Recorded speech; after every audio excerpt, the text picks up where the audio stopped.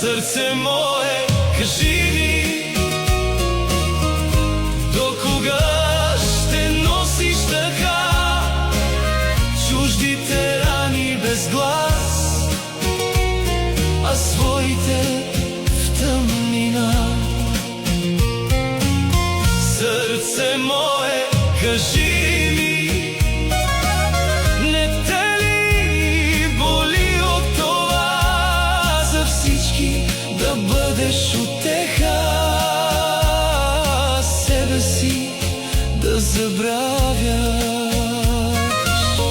Сърце мое, кажи ми, защо все на другите си една запалена свещичка в най-черните им нощи? Защо с обич прегръщаш дори студени ръце, а после само си оставаш със свито до кръв сърце?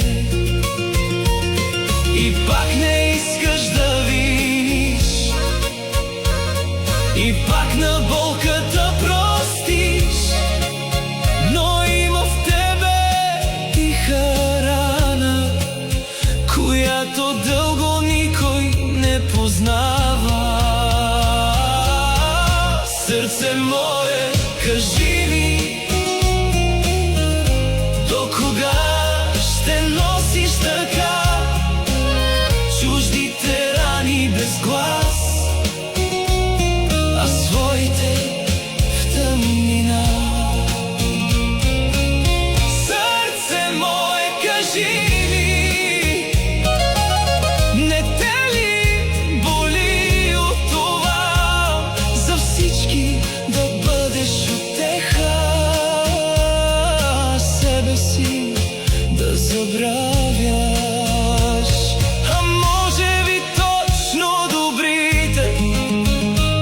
Най-тежкия кръст си нося, усмихват се тихо на хората, а вътре безмълвно се молят.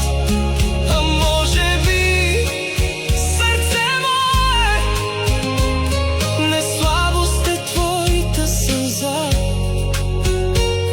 щом плачеш за чуждата болка, значи в теб има душа.